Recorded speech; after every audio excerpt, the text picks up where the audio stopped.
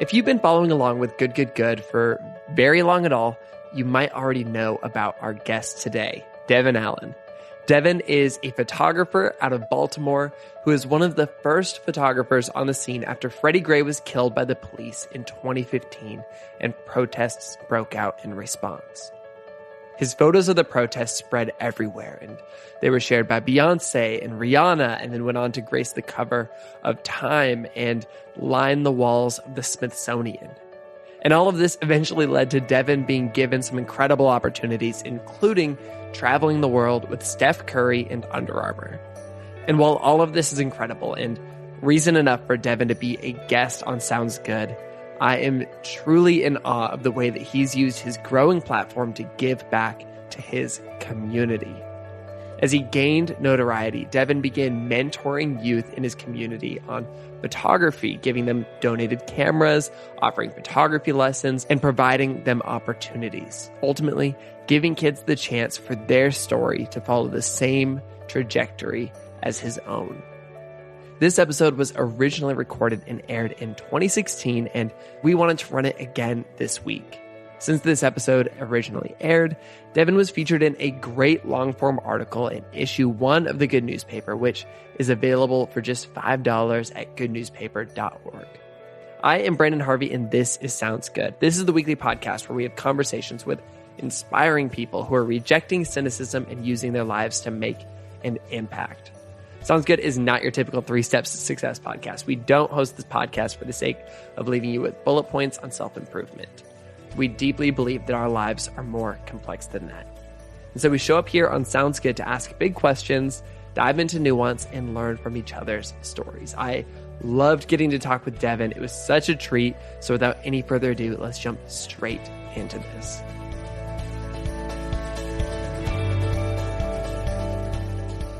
Okay, I am here with my friend Devin Allen. Devin, thank you so much for joining me on Sounds Good today. No, thank you for having me. Man, I have been a huge fan of you for so long now. I found you on Twitter originally. I read about your story and the amazing ways that your photography is gaining traction, and then immediately jumped to Twitter and Instagram to follow along with you. And it's been so fun just getting to know you through pictures for almost a year now, really.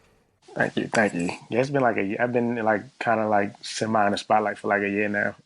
Yeah, I want to just kind of jump into this conversation. I mean, you've been an incredible voice in this movement, and your work has had so much impact towards bringing about justice in the U.S.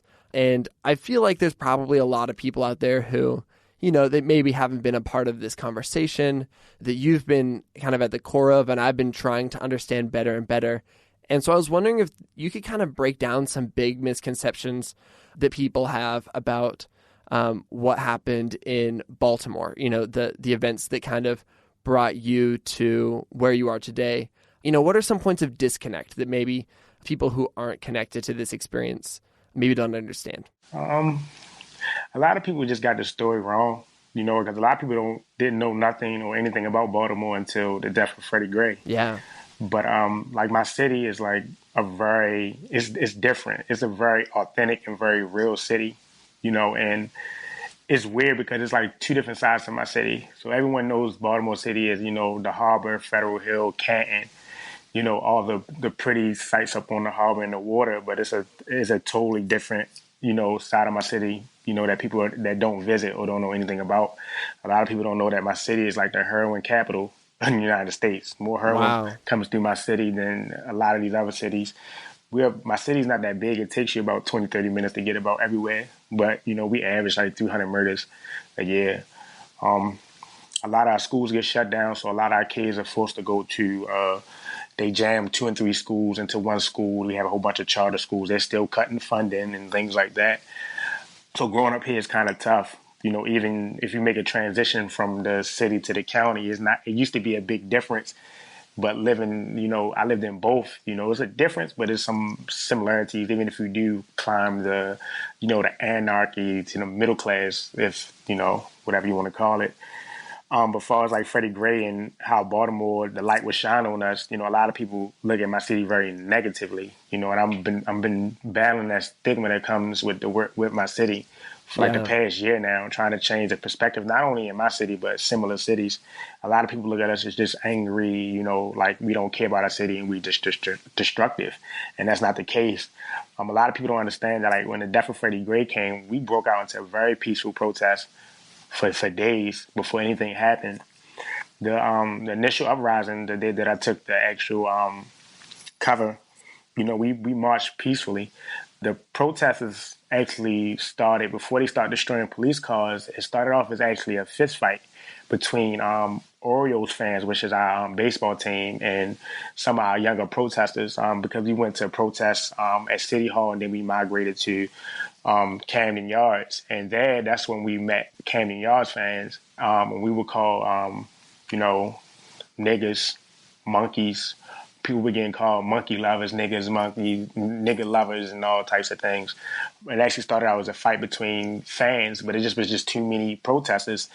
And people made it seem like we just start destroying downtown when you had protesters actually protecting, civilians and protecting Orioles fans, even ones that were kind of negative, were still getting protected by opposite sides. So when you're dealing with kids that's like 18 years old that never left their own community and they don't interact with people from different ethnic backgrounds aside from the Vietnamese or the Chinese people that may own, some hair stores or some liquor stores or, Pakistanis or Indians that own stores within the community, but other than that, they don't interact with too many other people from different ethnic backgrounds or different races. My city is majority black, so to be called a nigga for the first time, and it's not in a term of endearment as some of the younger people use it, you're going to be furious.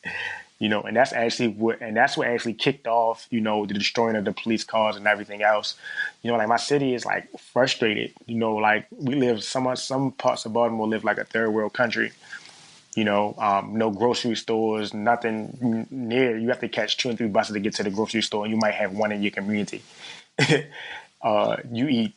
grow up eating chicken boxes all day and, not so much healthy food. Liquor stores on every corner, but it's not no healthy Chick-fil-A or no things like that. It's chicken boxes and liquor stores.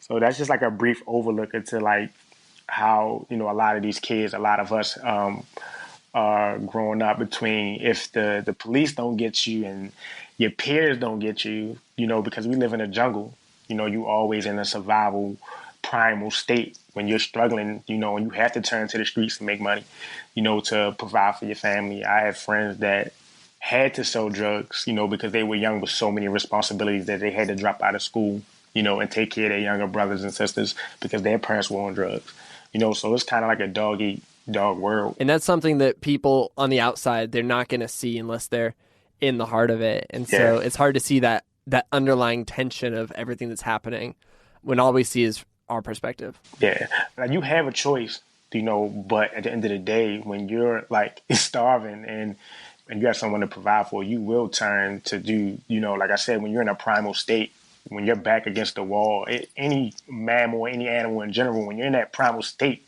fighting for your life, you'll do anything to survive. And that's what the reality is for so many people in Baltimore. And they just get looked and frowned upon like they want to live this way. Like we choose to live this way, and that's not the case. Yeah, I want to come back to that idea, but first I want to back up a tiny bit. For people who are just completely unaware of the story, can you explain kind of the events, and you already talked about this a little bit, but just how things unfolded with Freddie Gray? What happened to Freddie Gray and kind of how your community rallied around this as something bigger than what it was in a lot of ways. Right. So my city, like I said, is small. And like the fact that Freddie Gray video, like I didn't even see the news because I don't really watch it too much. Like I just started watching the news recently since I've been, around so many different activists and political figures because of now I watch the news and I try to stay up on things so I can make sure I stay, up onto what's going on and stuff like that. And, I actually found out about the Freddie Gray video. It came through in a group text message. I just remember watching it, and then it was crazy. And it's like from that moment forward, I knew we was going to break out into a protest. And plus, the neighborhood where Penn North, everyone knows Penn North, Pennsylvania Avenue is probably one of the most popular streets in, West Baltimore and Baltimore. It has a lot of culture. The people that live there, they do live below the poverty line or poverty line, but it's a very close-knit community, even though they struggle. Everybody knows everyone. People, their grandparents grew up with their grandparents. Everyone is pretty much friends at the end of the day, one big family. And so when Freddie Gray passed away, he's from Gilmore Homes, which is part of Sandtown, Winchester, Penn North, and everything else.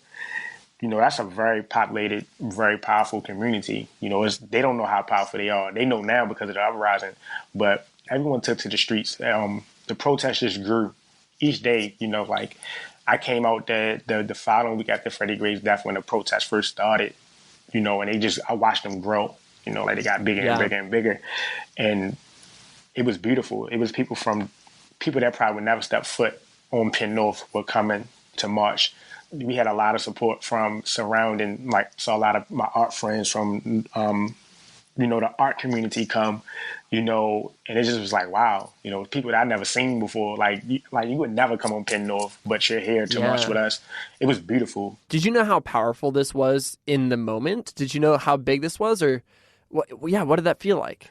It felt like I was in a movie, to be honest, because I marched. This wasn't my first time shooting a protest or anything. I marched for Mike Brown. I shot that. Okay. I marched for Palestine.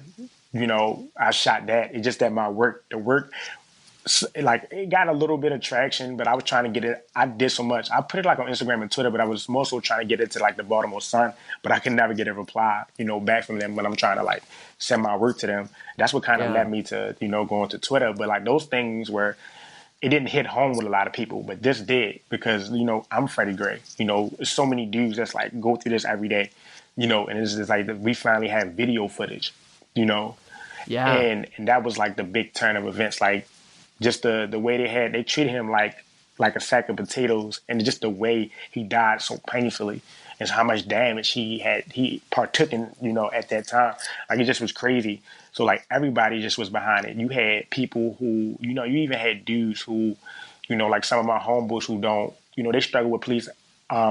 That's their common enemy every day, because of the lifestyle they live, they was even getting involved with, though they're more so, worrying about survival. They even put their extracurricular activities to the side to, stand up for the people and really, step forward, which was a beautiful thing. And because that easily could have been them because of the lifestyle that, we live in, a lifestyle that a lot of us choose, have close run-ins with the police all the time. And it just was the whole community, though, all different types of people. And I'm just that's when I knew, we about to make some changes. And then once the stuff happened, when, I said, at Camden Yards, and I seen how the youth stood up, they were awake, it's that's when they really flexed and show how strong they were. A lot of people say, well, they could have handled it this way. They have never been in this situation before. These kids don't know. A lot of these kids, even growing up, didn't know anything about the civil rights movement because they don't talk about it in school. So wow. So it's just a genuine outpouring of the tension and the feelings and the pain, and you're like, this is what we have to do.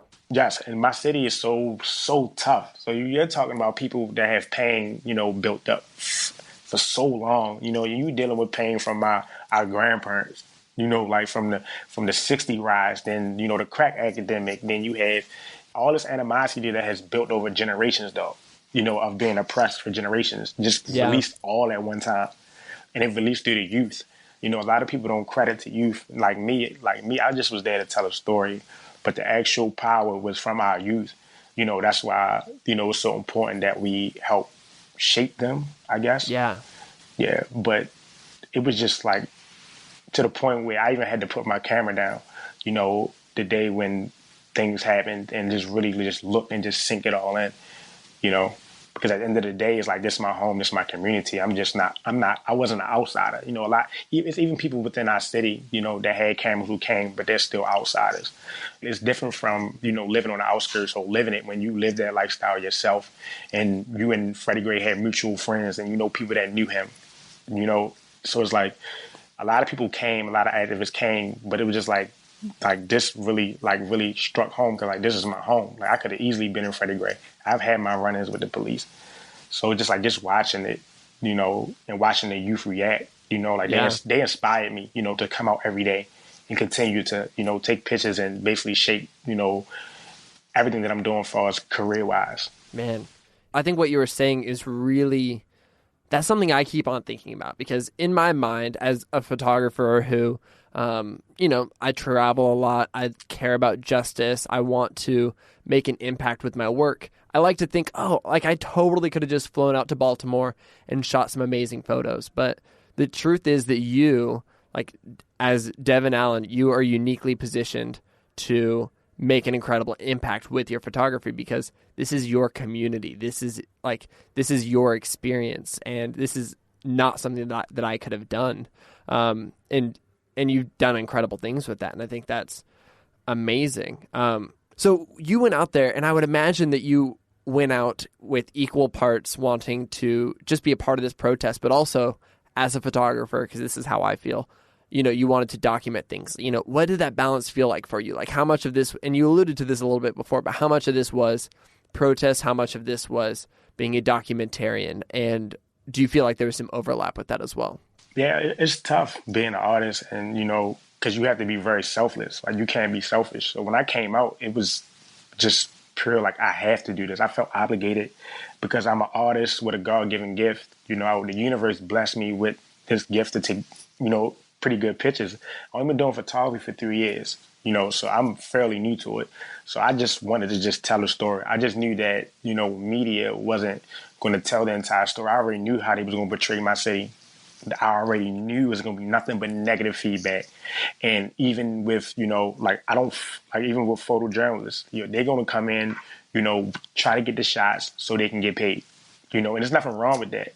But at the same time, if it bleeds, it leads. So even if, if something was positive, sometimes media will try to, twist that. So I wanted to come in with a fresh mind. And, at the end of the day, I didn't come in just to capture the good moments. I captured everything in between that I could. Trying not to be biased, because at the end of the day, if I saw something, I took a picture of it, it was negative. So I got backlash from my own community for taking pictures of negatives. I tried to take my pictures at an artistic angle so people wouldn't get locked up, But at the end of the day, all those things was running through my head at one time, and it was very difficult. Yeah. It's very difficult because at the end of the day, it's like you're trying to document the true essence of a story, because my people, the Black community, my community, we allow media to tell our stories and create, stories about us. Since we've been here, our stories are always being told by other people. It's rarely that we actually can have the platform, to tell our own stories without it being filtered. But with social media, that allows us to tell our story, firsthand. So a lot of my images, I try to, take my pictures quick, get them up. I use the camera with Wi-Fi and try to beat media to the punch. But it's certain instances where, I can become selfish and only think about my community while taking these pictures. And that was the most difficult thing for me. It was like, how can I tell this story in its raw form and not, become, try to hide certain things that are happening in front of me, regardless if it's negative or even something positive that I really don't truly agree with. I had to really clear my mind and let myself just be a vessel for the movement, for my people. Because at the end of the day, like you said, we're photographers, you travel a lot. But at the end of the day, I would never walk into Chicago, even though I am a Black man. I know the struggle. I lived it firsthand. I would never walk into Chicago and just start documenting at the end of the day, because I don't know that I never lived in Chicago, so it's a little bit more different for me. So it's harder for me to tell certain stories. But this story, I knew I could tell. That's why I didn't, pursue stuff in photojournalists. I'm not a photojournalist because I have a heart. So at the end of the day, my heart will always conflict with my work, because I have to, for me, the pictures come out better if I love it. And I love my city. I love my community. That's why the pictures came out, as good as they did. But if I go, to another shoot of issues that I'm not truly affected by, to me, that's not going to be producing, some amazing work, even with the stuff that happened with the LGBT community. I wouldn't go to Orlando and just start taking photos. If anything, I would give somebody else a camera and let them document it so they can tell a story. I just love authentic stories, and I think I can't tell certain stories, so I don't even try. But it was very tough, being, trying to get the story across and still being true to my own beliefs and my own spirituality. It was a constant struggle, and it really took its toll on me for the things that I saw, the things that I had to show, even though I didn't want to show. Like I didn't want to show my people, younger generation, my little brothers, basically stomping police cars. I don't want to show that, but I have to because that's the story. That's what transpired. That's what happened. I think that's really powerful. And how would you identify yourself then? Because you say, okay, I'm not a photojournalist.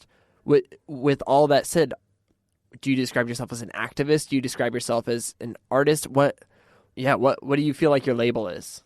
When it first started and everyone was calling me an activist and journalist, it like, I'm not even gonna lie to you, to pat myself on the back, it feels good that people it feels good to have people actually believe in you, to give you that type of love, to even give you that magnificent title. An activist is a big name to live up to. And a lot of people self-proclaim themselves as activists. Like at first I'm like, am I an activist? Am I not an activist? Like, I don't know. Like, I consider myself, as far as my photography, my personal work, not like my work with Under Armour or other projects that I do with my personal work, because I love street photography. I consider myself a dialogue creator because I'm good at creating conversations. So my images are to create that conversation. I'm not here to, take a picture and then tell you what's going on in the picture. If a lot of people see my work, a lot of my stuff is passionate. So the words that I speak, I might say what's going on in the picture sometimes, but for the most part, I let you look at the picture and you come to your own conclusion based off the energy that's transferred from you viewing my work, because my heart goes into my work. So at the end of the day, I don't want to sit there and tell you, say, look, this guy's destroying the police car and then that's evil. No, I want you to look at it, and if the picture is strong enough, it will give you a deeper perception into the image and make you think more. Because at the end of the day, we don't have, just like we're having this conversation, me and you are having this conversation because of my photos, and that's what I aim to do. I want to make those awkward moments. For instance, like, people can scroll my page and you will see people fuss at the bottom of some of my images. I'm talking about literally fuss, but then come to some type of form of agreement. Sometimes they do, sometimes they don't. But just the fact that you're having that healthy conversation because y'all both felt so passionate. If it was a negative feeling or positive, I don't care. But if I can, just get you wanting to talk, because that's powerful. Because that's the issue with a lot of, we don't talk, so we assume too much. Like my community assume things about your community, vice versa. We assume things about the Latino community, but we don't know. No. We all have these stereotypes that come with it. Oh, all black people love fried chicken. Or all white people can't dance, And it's like, we assume these things, But at the end of the day, it's like, if we can just find a way to have a healthy conversation, we can cure so much. So many miscommunications and understandings. And what happens is we have these, these activists and these leaders, and we allow them to talk for us. And this is not the 1960s. We don't need a, Martin Luther King or, another Malcolm X. We don't need those dynamic leaders, because we all have a voice through social media, through whatever. The world is much smaller now, so you can get your point across so much easier. We don't need that conduit no more to speak through and live through. So at the end of the day, I don't want to be a leader or, even an activist. I just want to do and create artwork that's positive. I don't care what community it is. If it's some type of injustice, and if it's near me, I don't care if it's the LGBT community. I don't care if it's the Latino community. If it's some type of injustice and it's around me, I'm going to document it and try to get a story across, and create that conversation around that. Like, if something happens, I go there, take the pictures, and I just put it in the universe. And then once people start having a conversation, people start talking and people reach solutions. They might not be a global solution, but sometimes it's an internal fight that we have when we're dealing with racism and different type of hatred that's inside of us. And I believe my images can do that just by making you think. And that's kind of like my end goal with my work. So I really don't consider myself an activist like I did at one point in time. But I just want to just do the work. I don't care about labels. If I can give a kid a camera, that's my thing. If I can, have this conversation with you and it touches somebody, that's my thing for the day. But at the end of the day, I just want to live my life as an artist and be able to, help people and change views and just overall just play my part. I'm not trying to do anybody else's part or be something that I'm not. I just want to be me and change lives, as I live through my life, freely, and without having to force it, just let it flow. Man, that is incredibly powerful. I love this idea that, we all have a voice, and I think that you're the perfect example of this.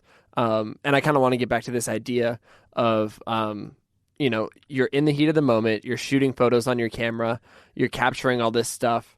You send them straight to your phone, and is that what you did during these protests? And then you start sharing them on Twitter. Was that the progression? Yeah. I try every time I took a picture, and then when I felt the picture was good enough, and I shoot in black and white because I don't have time. I love film, but I don't have time to actually shoot it. And it's just something about when you're trying to get that shot, with film, and you only have but so many shots in a row, and you have to get the shot. You can't miss. If you miss, you shit out of luck. So, like with digital, a lot of us get lazy and we take multiple pictures and we can review it and everything else. But when you're in the setting that I'm in, this is like, you got to get that shot, and I had to get it out fast. Yeah.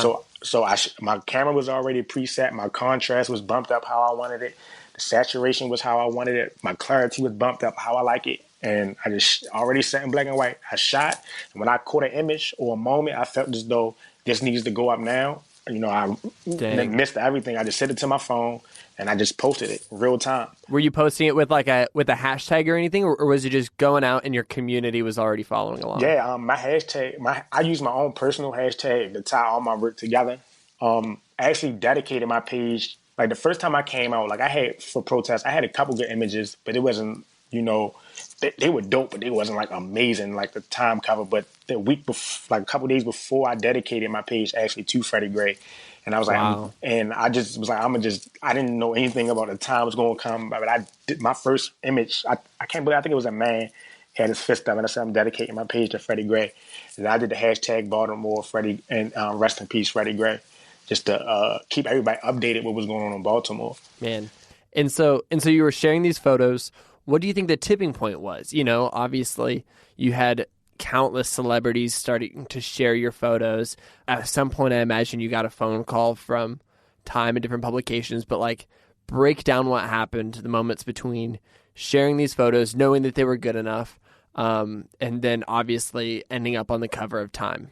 It was a lot. it happened so fast. Like literally, I chose Instagram and Twitter before. Like I said, I tried to get my work into the Sun, but I couldn't even get an email back for the work that I was sending. I even sent it to a friend that was featured in the Sun before, and he didn't even get a reply. I was like, "Dang!" At that point, I was like, "My work sucked. My work is trash." But I was like, I'm gonna take to Instagram. At the time on Instagram, I had been giving out free prints, traveling and catching the mega bus in New York, going to little events, giving out free work. I would give out free prints of my work, just to get my name out there. And so I would travel to New York and stuff like that. I actually planned to move to New York, at the end of 2015 to get up there and just, spend a year up there to network.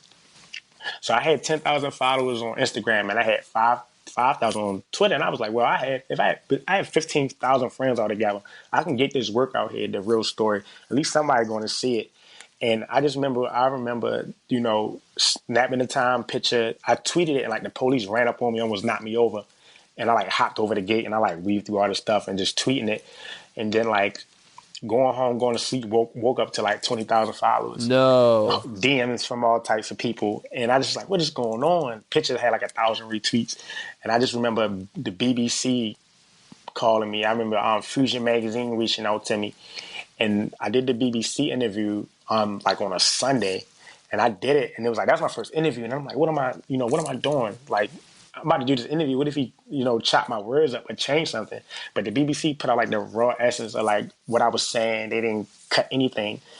And I was like, that's dope. Wow. I just kept going out and shooting. I just remember that Monday before everything went off, Time called me. And I actually got smart with them when they called my phone because I didn't believe it. It was them.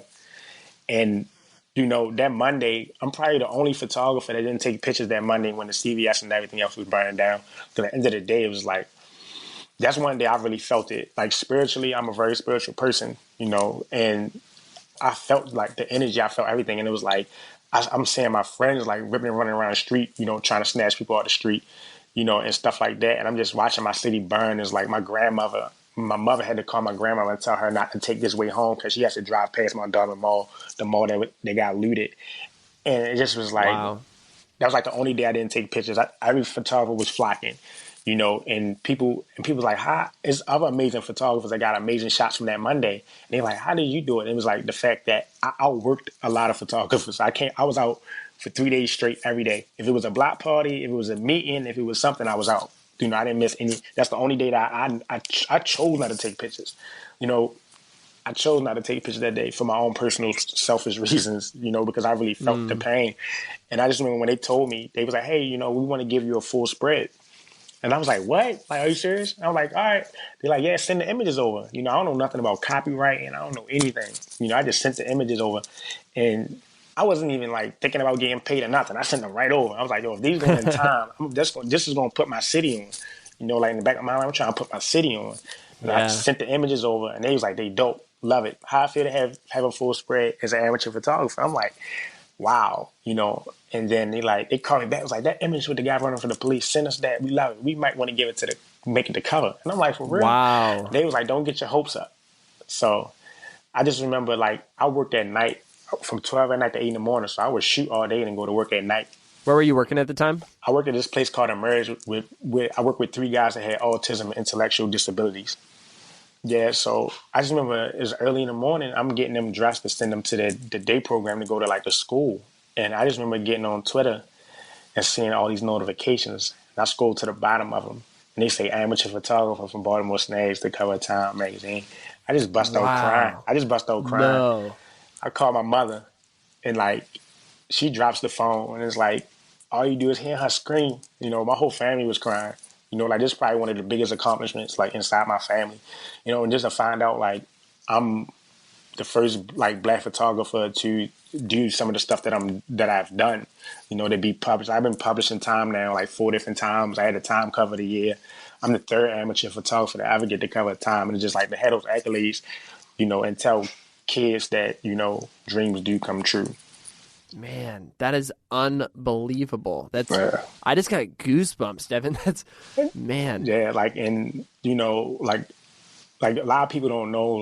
I shared when I spoke at Visco, recently, and I don't hide anything. I'm very open about my life. I talk about I sold drugs. I ripped and ran. I was in the streets, but a lot of people don't know. I shared it at some talks. But I had a nervous breakdown because it was so much going on. Wow. To the point where it was bad. So people don't know in the course of me having a Time cover, I was in 2 pretty bad car accidents. And my second car accident, it was I was so burnt out from shooting protests all the time, and then everything changed so fast for me. So I was actually working every day from 12 at night to 8 in the morning to shooting protests, but then I added doing interviews. People wanted to do interviews, news outlets and stuff like that. So I'm literally going to news interviews, going and shooting protests and going straight to work. I literally wasn't sleeping, and I literally was driving home one day and this, blacked out. I was out and I hit this car real bad. I just had a nervous breakdown. I had no energy, nothing. And me and my father wasn't really close, but my father actually, he deals with his own issues, but he actually came to the hospital. I actually went to the hospital and everything. And he came and got me, we hung out. When I got out of the hospital, my whole family was there. And there was a lot of people don't know that. It was I really was ripping and running and I had to take some time for myself, but I didn't. I just kept going, Man. just kept going. It was everybody just kept seeing me. It was I felt obligated that I had to do those things. So I was literally still shooting every day and not sleeping, It was kind of crazy, but it was I had to keep going. I had to keep, make sure the story was getting told right. I had to make sure that Baltimore, at the time, people attention shifts so much, but it was so much going on here and it still is. And I just had to put it all on the line, and eventually it got so much I actually had to quit my job. And I quit, and then I just was I didn't know what I was going to do next. And I was I'm going to start my own youth program or something. Yeah. I mean, obviously this was a big break for you. And it was overwhelming and life changing, but that wasn't even the height of it. It's so much more came after this. Can you break down a few of those crazy surreal things that came next for you, and maybe even what would you say is the most surreal thing that came from all of this? It's a lot happened. If it was one, I'm in I have 30 photos in the Smithsonian. Whoa. Which is crazy. Even some of my cell phone pictures.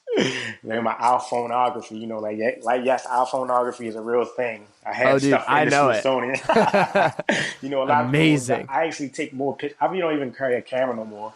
But I had a lot of positive things and a lot of setbacks too that I shared. But like some of the big like positive things was that touched me personally. I was able to go to Austria and take classes with some of the top activists and innovators from around the world. And I actually snuck into this camp in this train station where people was coming from Syria trying to get into Germany around the time when that lady clipped that people, that journalist was clipping people trying to get across the border. And I actually got to talk to some of the families coming from Syria. And that really changed my outlook on life in general and how I looked at things and how I handled myself. That was probably one of the biggest things for me. If it was, going to Asia and shooting Steph Curry with Under Armour, Under Armour reached out to me and they know my background. When they found out they from Baltimore, some of the creative team reached out to me and they know like what I do. So it wasn't like, it's like, Devin, you have to change to come work with us. They kind of supported me, and to this day still trying to help me with some things in Baltimore, which was awesome. I got to shoot Afro Punk, which was dope. I got to meet SZA, who's like who I'm like a big fan of. Like I'm so in love with SZA. I actually got to take a portrait shot of her, which was Dang. dope. I actually got a publishing book deal, so I'm working on a 3 series book right now. No way, man. Uh, yeah, which is like crazy. I did like 2 solo shows, which were like smash hit events. That I actually did like wheat pasting in. That came out like so good. Been kicking it with a lot of scholars from Princeton, amazing professors that have been teaching me a lot, and I've been learning a lot from. It's certain stuff that's not even like popping in my head right now. Like even Yeah. I linked up with Samsung for a while, and Samsung actually donated cameras to me to give to like my youth kids, and Incredible. I started a GoFundMe account. And I had a lot of support from the community. I raised like $3,000 in 2 weeks. Even a guy from GoFundMe, donated, who created GoFundMe, donated $1,000, which was nuts. And then DeRay gave me a call, who's an activist. He's from Baltimore too, but he's Oh most man, known I for love DeRay. yeah, he's most known for the stuff that he did in Ferguson. But we linked up in May and chopped it up for real. And he actually gave me a call one day and told me Russell Simmons was looking for me. And Russell Simmons donated $20,000 to jumpstart my youth program. And I bought cameras, and I didn't know nothing about like working like really like teaching photography, anything, because I'm still kind of amateur and I'm learning myself. But I actually went to the Penn North area and just started teaching, giving out cameras, and I actually did 3 art shows now with youth kids from West Baltimore, which all were like amazing. Even the police commissioner Kevin Davis came, which was dope. Just to have he actually sat on a panel with me. It's just been nuts. Like I guess I'm also get excited about putting cameras. Probably my biggest accomplishment is being able to pour resources into the community. Like even now, I ran out of funding a long time ago because I didn't, I don't know nothing about running a program, and me not thinking I should have got insurance on certain things that I should have, and I didn't. Things got broken, but I actually have a lot of support from my Instagram and Twitter following that people donate cameras to me, and I just give them out to kids because like I mentor certain kids. I actually been putting time in with some of these kids for like a year now, and then some kids I work with like for like 2 to 3 months that we did an art show. But just the fact that when I come around, they say, "Hey, it's the cameraman. You give me," and kids, and it's like I can't work with every kid. I'm just one person, and my heart is really in this, and I don't work with a lot of people because people want to just do it to pat themselves on the back, or they do it for the camera attention, or they don't really do it from the heart. And I'm very strong and adamant about you have to love what you do. Like don't just do it, because it's the right thing to do, but do it because your heart is in it. So I typically I really work alone, but I linked up with a couple another photographer by the name of Noah, who's amazing, that I work with sometimes. And I literally like we just was like, we just gonna just start giving out cameras. Like we don't even care. Like if we don't see the camera again, oh well, fuck it. At the end of the day, letting that kid know, like photography can get you somewhere. And when I tell kids my story, they're like, I didn't know you could do that with photography. And I'm like, yes, you can. And it's times like I'll be walking down the street, for instance, like when we found out one of the police officers got off, and I saw one of my kids outside. He's about like 6. And I'm like, hey, what's up? You know, what you doing? He was like, I need a charger. And I gave him a camera like 2 months ago, and he has his camera in his pocket. He didn't even plan to see me, but he had his camera in his pocket that I gave him like 2 months ago. And he's 6 years old. Like, he didn't lose the camera or anything. Like, that showed me that, like, wow. You know, like, I gave this kid a little compact Sony that fit in his pocket. And the camera, he said it's been dead for like a week because he lost the charger, but he still has it with him. And he pretends that he takes pictures. And I'm just like, wow. You know, even hood dudes come up to me, like dudes like 18 years old, like, yo, I want to take pictures, yo. You know, you feel me? I want to take pictures of my homeboys. And I'm like, for real? All right, hey, here's a camera. And it got to the point now, like, even if I can't work with these kids, you know, they might not ever pursue photography, but they know somebody that's semi kind of making it. Because I'm like kind of, not a celebrity, but people look up to me and then they can interact with me. You know, that's, you know, probably one of the biggest things for me, probably one of my biggest accomplishments is being able to give back to my community.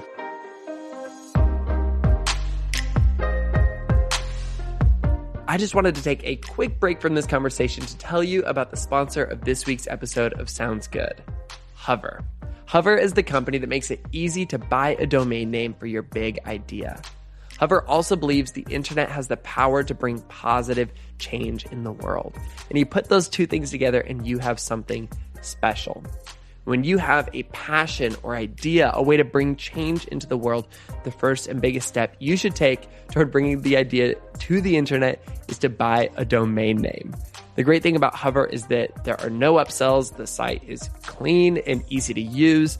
All you do is you search, you buy your name you need, and boom, you have a domain name. You are ready to share your idea with the world.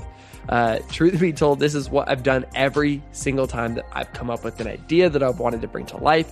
When inspiration struck for the Good Newspaper, the very first thing I did was see which domain names were available. Is there even something called Good Newspaper already? Fortunately, goodnewspaper.org, goodnewspaper.co, all available. So I picked those up on hover.com, and I am so glad that I did.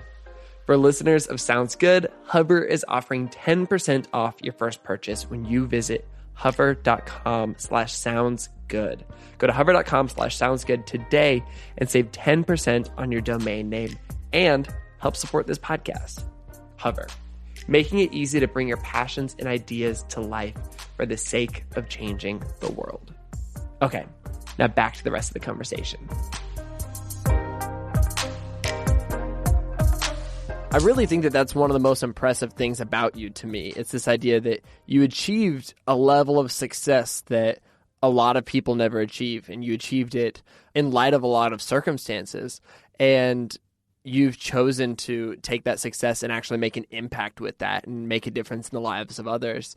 And I love that you started this this program where you're going to basically let kids, you know, if they have the passion, if they have the drive, follow down the same pathway that you've kind of paved. But can you give like just a brief overview of this program that you've started for these kids and the awesome impact it's had? Right. So the program is just like, this is something that I'm probably going to do for the rest of my life. You know, like I don't ever plan on leaving Baltimore. Of course, travel the world and everything else. But I think, you know, like I said, once again, my city don't have a lot of people like me, you know, that reach this do what I have done in a short period of time. The thing is, photography saved my life. I'm supposed to be dead. You know, like both my best friends were murdered, and one was murdered right after I left, and I left because I had to go do a photo shoot. And that was back in 2013. He literally was like shot in the head after I left. Wow. And, you know, if I wasn't into photography, I would have still been hanging with him. I still would have been there, and I would have been, you know, most likely gunned down too. And photography, literally, like I take it so seriously. I'm so passionate about it. Like I will fight somebody over my art. Like I get so like intense about it because it really saved my life. I'm supposed to be dead, you know.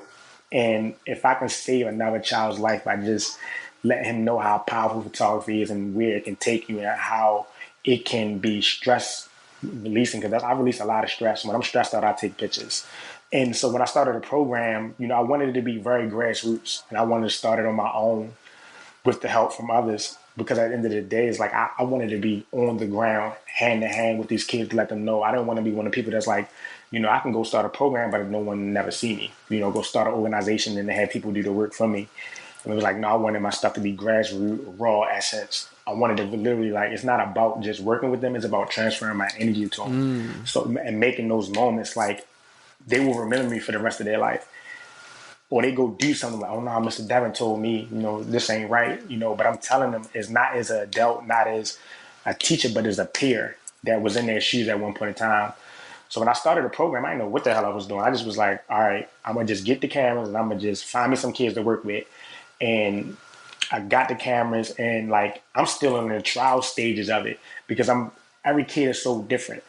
And I work with some tough kids and I work with some easy kids. I work with kids that's like real smart and some that are kind of don't have the same tools as other and they're not as smart because they don't have the tools. And it's like crazy how small Baltimore is, but a 5-mile difference can change the mentality of a kid. So I work with some kids through a middle school, and then I work with some kids through a rec center, and a lot of the kids are from Freddie Gray's neighborhood.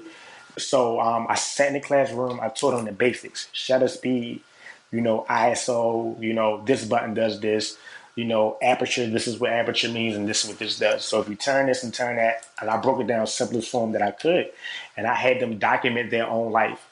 So a family, school, I was like, if you hate school and you hate the school lunch and it's nasty, take pictures of it, So they documented what they did. Like even some of my kids, they had took a program with another organization, so they knew how to kind of light paint with the long shutter. So some of the kids wrote their names, and then we framed their work, and then put it into an exhibit. And I had all like we blew it out. We had a panel discussion with them where I asked them questions. Like all of the news people were there. We had wine, we had everything. We had a photo booth. And Arts Every Day actually, an organization, like I said, I started running out of funding because I didn't price everything right like I should have. Like I said, I'm pretty new to this, but they actually picked up some of the slack and paid for some of the frames. Incredible. So even down to this day, it got down to the point where I had help from like a friend. He wrote a grant, so he bought a printer. So we bought like this nice printer where at the rec center, though, those kids are a little bit more, challenging than my other ones. They're not as focused as the ones working in the school setting because they're totally two different neighborhoods. So the mentality is different. And that's what a lot of programs, a lot of people don't understand when they come from the outside to come work inside, where I'm from. People don't understand that a kid from East Baltimore, West Baltimore, or Southwest Baltimore, or a kid from Garrison has these different neighborhoods. Their mentalities are different because some neighborhoods are highly affected by crack, some are affected by heroin, some are affected by lead paint poisoning, some of them are not. Some neighborhoods are worse off than others. Some are more violent than others. So the mentality of kids fluctuates and changes depending on what area you move through. But see, I understand that. Yeah, you're uniquely qualified to be the person who takes on this role, like more so than anybody else ever could. Right. So like with my Penn North kids, it's not about photography with them. I'm just there. I hang out with them. We play basketball. We play football. I'm just there to give them love, like spreading love. But at the same time, I kind of implement a little bit of me into them. So like they know I like photography. So we started off just doing photography, but then we became they became like my little brothers. So some days they don't want to take pictures. Some days they do. And when they do, we give them a camera, we print the pictures up, and we hang them in the rec center. One of the reasons why I took a job with Under Armour because it allows me to stay in Baltimore, and plus I make good money, and I can still do my street photography, and it's not like I'm selling. Me, if I were to go work to become a full-time journalist, it would take me away from Baltimore at this point. But I can't leave because it's so early, it's so fresh. Freddie Gray just was last year, but Under Armour allows me to stay in Baltimore even though I do travel a little bit, but I make good money. So now that I work and I'm making a consistent check, I'm stable. So mentally I'm more stable. Emotionally I'm stable. I could take care of my family and everything else now that I have a job. And that allowed me to actually throw a cookout. So what my friend Noah did, he printed up all the images with the grant money that we got. We got like between $5,000 and $8,000 to buy the printer and do prints. So Noah actually handles all the printing and everything else. I make sure the cameras get delivered and everything else.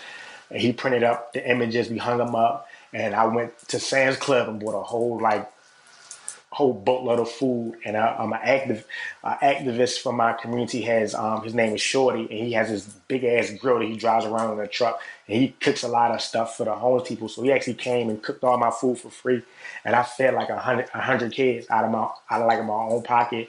Like, and the crazy thing is, I was filming a documentary for HBO. It's like a spin-off documentary. It started from the Wirecast, and I've been in filming with this HBO documentary crew, since last year. So they came and filmed it. My friend Noah was getting followed by Vice, so Vice was there and filmed it, and it just was amazing. And like the kids are running around, I got to eat. Police came and even checked out their photos.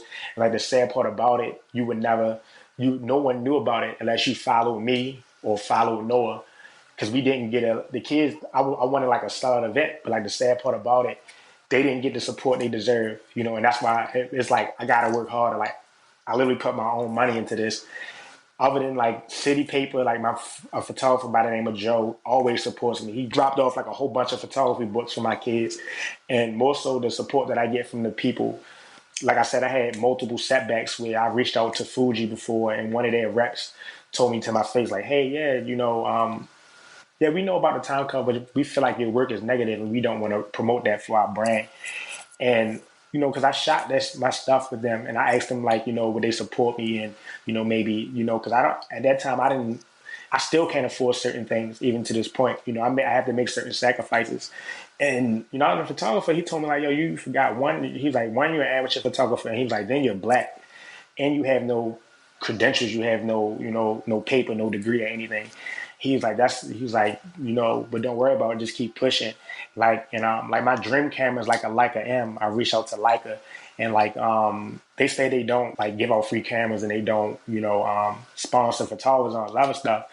But I'm constantly seeing posts and stuff from other photographers that's getting free stuff. That kind of pushes me to work harder, Yeah. so I can get these things. But luckily, I get a lot of support from Visco. I get support from other places, even though like I still struggle. Like I sold some of my own camera stuff so I can get cameras for the kids. Actually, I just purchased like a little point and shoot Leica because I wanted Leica so bad, so I want to get like a point and shoot Leica. But like luckily, like the support from Under Armour, they supply me with cameras and stuff that I can use. Incredible. Like support from them. But it's a constant struggle. But like everything other than that, everything is going good. Yeah, you man. know? What was the opportunity that led to you getting to be a photographer in the beginning? With the school I went to, we didn't have photography. We barely even had art classes. So Yeah. when I went to county school, we had art class, but then when I went to city school, we didn't have like no art teacher in the school at all. So photography was never, even in Baltimore County when I went to county schools, and I went to a majority black school, like so, city and county, photography was never offered, in school for me, let alone like art. Totally. So like photography is very uncommon in my community. Like I was made fun of when I first got my camera. I was like, I got cracked on about it. Like a lot of my friends made fun of me. A lot of people made fun of me. No one didn't take me seriously at all. You're like the guy with the camera. Yeah, exactly. Like now everyone wants to be a photographer. Like it's crazy. But and it's awesome. Like I'm like at first I'm like, oh, everyone's copying me. Like I'm trying to really make it with this stuff, and they think it's a trend, and they think they trying to do it for the wrong reasons. Like I would get jealous, but you know, yeah, like I got photography. Actually, I stumbled across it because it was a mistake. The funny thing is like my daughter kind of inspires me to be larger than life. Like with her, like I didn't want to be like one of them fathers, like like yeah, just be a good father, take care of her. I want to leave like a legacy behind. Like I always wanted to. She made me want to be great. So like I had tried multiple things, before photography, trying to find my niche. So like I linked up with one of my good friends named Josh, and like he was in the army and stuff. We went to high school together. We was like total opposites. Like I was like cutting class, getting in trouble and stuff like that in school, and he was like a straight A student and played on the basketball team. But we know each other for a while. He reached out to me one day because I used to be, like I said, I tried everything. So I was a party promoter for a little while in my city. I used to throw parties with friends. And he's like, hey bro, like let's do a poetry night. And I'm like, bro, nobody's not coming to no damn poetry night in the hood. Hang it up. He's like, no, trust me, bro, it's gonna be dope. I'm like, all right, cool, let's do it. So we did it, and like the first day, nobody came. It was like 4 girls that we knew, and I was like, really? He's like, no, give it some time. So we did it again. And this was like 2012. And then like 200 people popped up. And Dang. we would charge like $5 for girls and $10 for guys. And like, so like we would just like, it was fun. And then like one day he came to me and was like, hey, and then plus everybody in my city like that really know me, they don't, no one calls me, people just start calling me Devin. Like some of my own friends don't even know my real name. And everybody know by my nickname, and it's Moody. Everyone in my city calls me Moody, people that grew up with me. That's my nickname. So he was like, hey yo, Moody, you don't do nothing. I was like, what you mean? I post it. He was like, yo, he was like, I do the poetry. I'm a poet. I write poems and I book all the poets. He was like, all you do is get drunk. And I was like, what am I supposed to do? He was like, yo, you gotta write a poem and perform something. I need some help. So I was like, all right, cool. So I wrote like a poem and it was like real funny. But then after that, he was like, yo, we need to, make some more money to keep doing the poetry night. So he had like a little point and shoot camera. And now we would take pictures at the poetry night and of our friends, but we would make T-shirts. So we would take pictures like he had like this little Nikon Coolpix camera. We would take pictures, put them on, and put the pictures on T-shirts and sell them at the poetry night. And that's how it kind of started. And eventually, I just started taking pictures using his camera at the poetry night. And eventually, I was like, "Oh, this is kind of fun," And I just was taking pictures using his camera. And then eventually, I was like, "I want to get my own camera." So like, I went to go like I was like, I want something nice. I want to take some serious pictures. And I went to like Best Buy and like grabbed all this stuff and got to the front. And it was like, this $3,000, please. I was like, what the fuck? I never knew how expensive photography was. And like I called my grandmother and used her credit card and got my first camera. Wow. In 2013. And then that's when my life really changed. I stopped hanging outside. I stopped partying. I would literally just take pictures all day, and I kind of fell in love with it. And everybody thought it was so funny. No one took me seriously at all. And then like I said, like right after I got my first camera, that's where both my best friends were murdered. And that's when I was like, yo, photography is for me. And I just like dove in it head first and just was doing anything I can do. And I would watch like YouTube tutorials, try to get better, and like that's what saved me, YouTube. Like yeah, I didn't know anything. Like I didn't know nothing about photography. I don't even know how to turn that shit on. I didn't even know how to put the lens on. I was like, what the hell? And I'm like one of the people like I forced myself to read. So like I try to learn everything by experience. If I knew what I knew now, I wasted so much money buying so much unnecessary stuff that I didn't need. Only if I knew back then that all I needed was a 50 millimeter and my little Canon, I would have been good. I was buying zoom lenses and buying old lenses, and I was buying stuff that didn't even fit in my camera. Stuff that didn't even fit for my camera, I'm buying it just because it was cheap and I could afford it. Yeah. But photography was a mistake, probably the best mistake of my life that I stumbled across. Dude, I love that. And I love all the hustle and drive you put into it. In a lot of ways, you got a little bit of a lucky break by, capturing these photos and sharing them online and them getting seen by the right people. But like that lucky break wouldn't have happened if you hadn't put in that hustle. And like it's 100% just this opportunity met you where you were at, where you were working hard.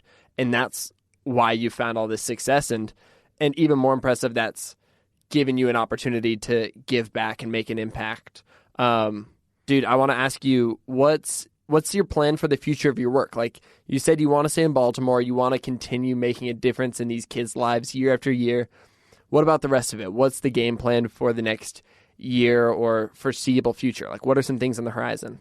I want to be the best, one of the best photographers of my generation. Like I want to be remembered. Like it's not even like about, of course I got to make money doing it. But right now, like my whole life goal is to be remembered. I want to leave, like amazing photographs behind, I want to be talked about for centuries, like this amazing artist, like how they talk about like Leonardo da Vinci and Picasso and everybody else. Like, I just want to be great like that, but I want to be great and I want my daughter to see it. So it's like when I go, she can, I want people to interview my daughter. Like, how was it being Devin Allen's daughter? Was he amazing? Like, like, and it's like her, she just know me as her goofy daddy, but it's like, that I want to leave a legacy. And also for my people, I just want to show people that dreams really do come true. Like you can really, come from, the bottom and really get to the top and not, sell yourself out or sell yourself short. As far as my art, like, I love like wheat pasting and graffiti. So I'm actually going to dip and dab into that, more street art with my work. Both my art shows are all wheat paste. Like I wheat paste everything in my art shows. And basically, I'm like Under Armour because like one of my favorite photographers going parks, but it was nothing he couldn't shoot. So instead of me going to school, I'm trying to learn on the job, learn where I can go, and then Yeah. and just continue to build. Like I already proved that I can be a photojournalist if I wanted to be. So like that's checked off in the book. Now I just want. Now it's like becoming a good sports photographer. And then dive into some fashion. A lot of people don't know. If people follow my work, go check my work beforehand.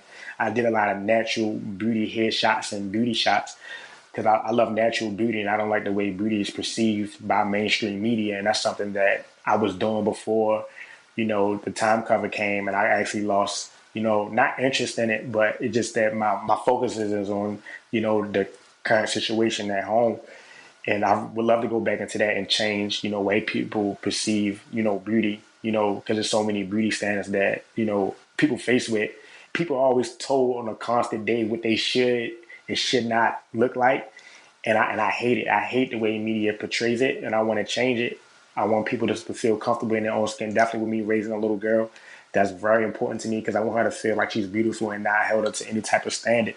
I actually, I was doing that before the time cover, and I kind of want to get back into that really soon and document that. Since I work for Under Armour, of course, I want to be and learn a lot in sports photography. It's a totally different, something I've never done before, but I have the opportunity to do it, and I have to kill it. I have to do it, and I have to kill it. I probably would never do war photography. I did an interview with ABC Australia, and they did some stuff in Iraq. And like people, I'm from Baltimore. I done seen people get shot and killed. I done seen it. I done seen people take their last breath. I've been shot at myself. But the images and the stuff that people in the struggle that goes on in Iraq and Syria and the stuff like with ISIS and everything else, and I couldn't handle that. Like my heart was too big for that. And I probably would go crazy seeing something like that. And I love animals. I respect animals. We're on the same playing field, and I don't fool with animals. Like I love to like ride elephants and do stuff like that. And when it comes to National Geographic, being around tigers and nah, that's not that's not something I might not do. So I might not get into that. But every other aspect of photography, I get into it. But yeah, my life goal is just to be great. I love photography, even if I don't plan on getting rich. I don't want to be rich. I just want to live comfortably. And the end goal is to end up in a backwoods village somewhere and living peacefully, like a monk, and not dealing with, we talked about race, but like what happens is I find a lot of people fight things. And when you fight something that you hate with a passion, we become the things we hate sometimes.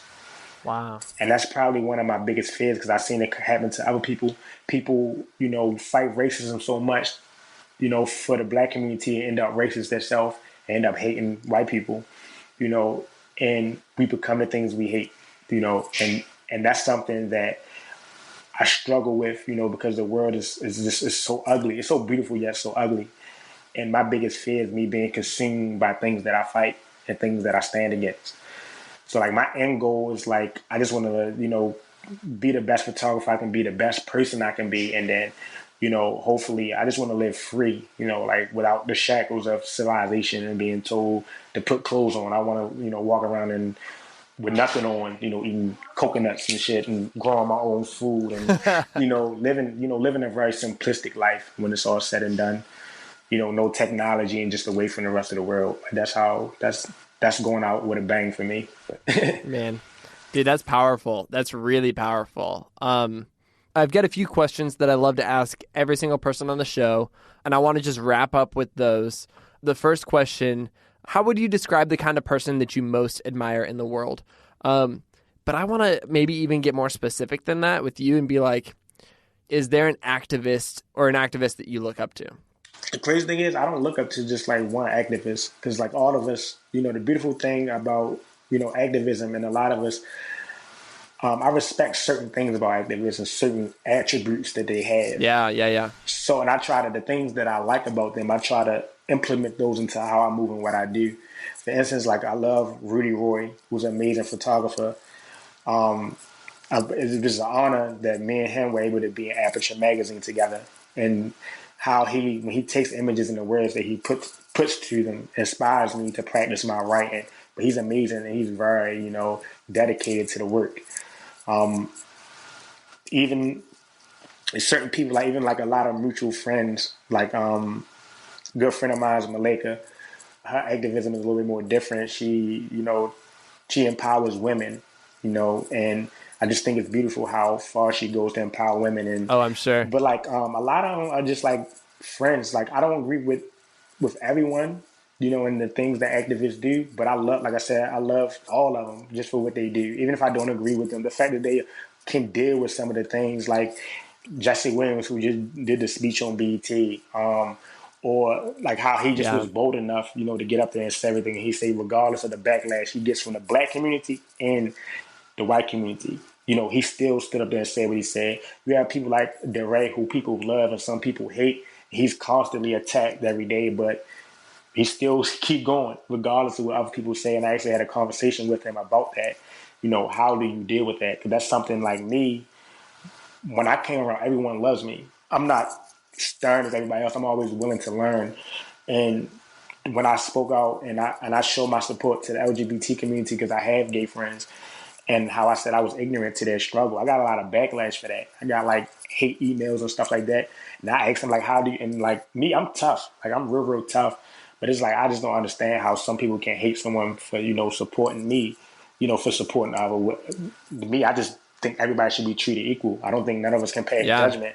But it's like you have people that, pass judgment and they can't. I don't care what religion you come from or what's your sexual preference or if you want to change your gender or I just want to love everybody, and then some people really can't handle that. So I actually had a conversation with DeRay about that. Kendrick Lamar, who speaks on a lot of issues, he uses his music, who I love, and then probably one of my favorite activists is probably Gil Scott Heron and like Nina Simone, how they just was so verbal and so empowered, and how much they love absolutely. their self and how you know they just spoke out on things, and they also dealt with their own personal demons, but still spoke for so many people. And I think people look up to certain people when I think people should start, looking up, even though you might not agree with this person's political things. Like me, I'm not a politician. I don't like politics. I don't care for them. But people, we battle and fuss so much about how the other person is doing things. Like even I find myself sometimes, I feel like some people should do more, but that's not my place, to tell them to do more. And even my issue is if you're just doing the work, I don't care how you do the work. If you sit on Twitter all day and you decide Twitter is your activism, you better tweet the shit out of those tweets. If you decide that, painting murals is your activism, paint the shit out some murals. But when you do it, just do it and do it well and put your heart into it. And that's the issue. If you're doing the work and your heart is in it, I respect you and I love you. What I don't respect is activists who perceive they do things and don't do things or do things in the hopes of gaining things. Yeah, And that's the only thing I don't agree with. But there's so many activists. I have people in my city like Kwame Rose. Then you have, different activists in New York. Their names are not coming up right now. And it's like, I might not like everything about them. I might not even like them as a person. But if they're doing good work, I need to learn from them. yeah, We need to learn from each other. And that's probably the most important thing that I have learned from being in and around the movement and a part of different movements and supporting different people. Like everybody has something to offer, and no one should be, disqualified at all by how they move, as long as they're just doing the work and they're doing it the right way. man. Well, I love the way that you look up to the people who are working really, really hard at what they do, and you're willing to learn from anybody. And I think there's something to be said for, even if you don't agree with everything about a person, you can still learn from them. I think that's one of the most important things in this conversation. Yeah, definitely. Because I have like Kwame Rose, like Kwame Rose is like one of my close friends. We got close. We knew each other before the uprising, but we got close. And there's a lot of things that me and him don't agree on. It's certain things that we do agree on. But like at the end of the day, we're both, people forget that we're just ordinary people, Mm-hmm. trying to do extraordinary things to make change. And sometimes things don't go as planned. Sometimes, we're newborns into this. Like I felt like through the uprising, I was reborn, so I'm Yeah. learning all over again. I'm constantly growing and changing. I want people just to remember that when you are attacking, people that, are on the front lines or are in the media and they're trying to make everybody happy, like it's very stressful. My second question for you is, what are you consuming that you love right now? Like, is there a book, a movie, a TV show, one thing that is making you stronger, spurring you forward, helping you learn, making you better at what you're doing? My journal and I fell in love with Buddha and his teachings. And my thing is, like, I grew up, like, I always tell people, like, I want peace, like, but what is really peace? Like, it is tough because where I come from, I grew up around negativity. So, like, a lot of people don't agree with me when I say I want peace or I'm peaceful. And I want people to understand, like, I'm peaceful, but I'm not submissive. That's a good differentiation. Yeah, it's totally two different things. I want peace, yes. I will fight for it, but I'm not submissive. But through Buddha, I deal with my own issues. Like my nickname is Moody. I have anger problems. Like I have a very short temper. And I fought. I had a Napoleon complex growing up because I'm not that tall. I'm not that big. So I fought my whole life. I had a lot of anger, and a lot of things that I've been through. I had a lot of hate in me, and I was able to dispel that hate with love, though, through meditation and, learning myself and my energy. So, like, the teachings of Buddha, like, and just, learning how to understand love and how it works and understanding energy and chakras and understanding the universe. And that is kind of what kept me sane, learning how to disconnect myself when need be. Understanding energy and learning how to read people that mean you ill harm and they hide it very well. So I've really been digging into my spirituality hardcore, meditation, down to the point where I carry my journal and I have to write, my emotions daily, things that I struggle with, because I, like, a lot of people won't speak on, like me, I deal with depression. And like a lot of people, like, don't speak up on, mental illness in the community. And it's like, and people get looked down and frowned upon for it. Some days I just feel sad for no damn reason, and it's like, why do I feel this way? So I've been, like, challenging, myself, just growing spiritually, and being able to speak on those things. Because a lot of times, we just hide those things. We deal with it when we deal with it, but it accumulates, it gets worse. So, like, probably my biggest thing right now is, like, Buddha has helped me so much. I can't never say his name right, but Yoga Nada. I believe that's how you say it. And there's different scholars based around the teachings of, from yoga to the Dalai Lama to, Buddha, because, like, a lot of times, one thing I love about, like, the Dalai Lamas and a lot of, philosophers that study Buddhism or come from that background, a lot of them don't, down talk other religions. And I grew up a Christian, but Christianity, it resonates with me to a certain extent, but it doesn't resonate all the way with me because there's certain things that I just don't understand, and I challenge those things every day and I deal with it. But Buddha it got me through the uprising. When I want to hate someone, I learn how to, hate is a heavy burden. So I actually, through Buddha, I learned how not to hate people. It's to carry around that negative energy every day, and just trying to find a certain type of peace within myself, that I struggle with daily. But, like, that's probably the biggest challenge, but it's probably the best thing that I finally feel connected to the universe and I'm finally, like, awake and I'm starting to understand things and why my mind and my soul, interacts with people in different ways. Man, that's absolutely fascinating. I love the way that you're being open and real about, depression and the way that it can affect us, and also the way that you're just getting in touch with who you are and you're, understanding your feelings and putting them down, and then to be, like, real and raw on, like, a podcast about that. Like, that's awesome, man. Thank you. The last question that I want to ask you is, based on the ways that you've chosen to step out and live your life differently, what's one thing you'd encourage someone else to do in their own life? And I would imagine for a lot of people, they're like, man, I want to be like Devin Allen. I want to make a difference. We've talked about this before. Like, probably the way that they shouldn't do that is to hop on a plane out to Baltimore or, wherever a future protest is and try to do the same thing. What would you encourage somebody to do to step out and live differently in their own lives? Yeah, you definitely don't want to hop on a plane just come to Baltimore. Like a lot of people hit me up like, yo, I'm coming to Baltimore, and it's like, like I said, I'm a very spiritual person. Like, I have to fill you out before I hang out with you, or I don't. It's before I take you through my community or link you up with like stuff like that. I get requests to come to other parts of the United States to document things, and I tell people, at the end of the day, I gave you the formula, on how to, get the message out there. Do what I did. I shouldn't have to do it for you. I gave you the formula, go do it. But one thing I will say, anybody that wants to make change, it starts with you. You can go out here and try to do all these magnificent things if you want. You will crumble if you don't have enough self-love and self-understanding. We have demons. Let's deal with those demons first. Let's take care of yourself first. That's the most important thing, because you can't take care of yourself. How are you going to take care of other people? If you want to inspire other people, you have to stay inspired. What happens is like we a lot of us, we want to help everybody and everything that comes across our plate. And one thing I learned is without self-care, if you're not taken care of, you're going to take yourself out the game before you even make those changes. It's activists out here who commit suicide, because it's just too much, because they're not taking care of themselves. So I encourage everybody, before you jump in the pond and want to start changing everything, make sure your mental health, your spiritual health, and everything is aligned and ready to go. Like mine, I wasn't ready to go when I crumbled because of it. And I still struggle with it. But I find is when I have, my stuff is in order, my life is in order.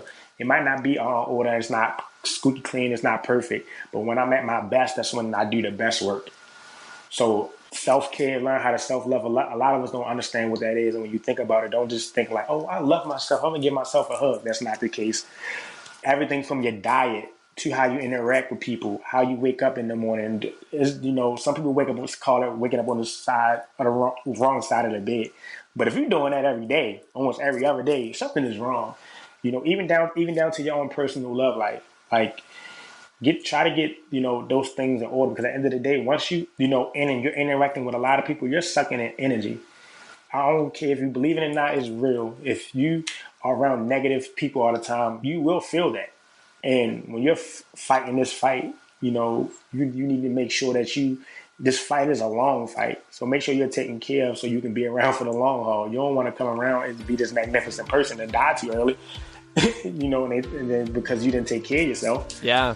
Self-care. Love yourself. Man, make a difference by taking care of yourself, and it starts with you. I love that.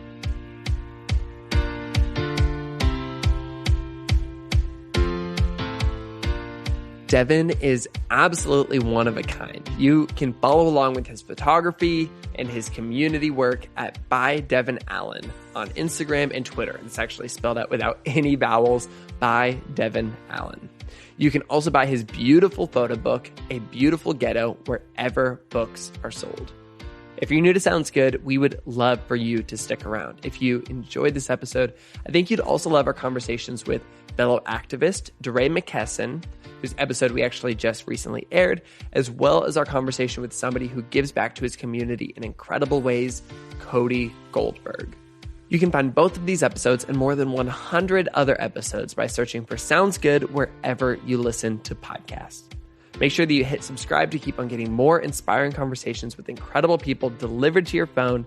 And if you're a regular listener, if you're already a subscriber, please consider supporting the show by sharing about this on your Instagram stories or leaving us a review on Apple Podcasts. It really helps more people connect with the show, which allows us to bring on more and more amazing guests. This podcast was created by me, Brandon Harvey, as a part of Good, Good, Good, a community that believes in the power of celebrating good news and becoming good news. Chad Michaels-Naveley and the team at CM Studio edit and mix the show. You can get lots of hopeful stories on social media by following us everywhere at GoodGoodGoodCO. We also create a beautiful quarterly newspaper that celebrates the people, ideas, and movements that are shaping the world for the better. It's a real-life newspaper, and you can order it today. You can check it out, see what else we do at Good, Good, Good at goodgoodgood.co. And on that note, that is a wrap for this week's episode. Go out and do some good this week, and we'll be back next week with another inspiring story from an incredible person. Sound good?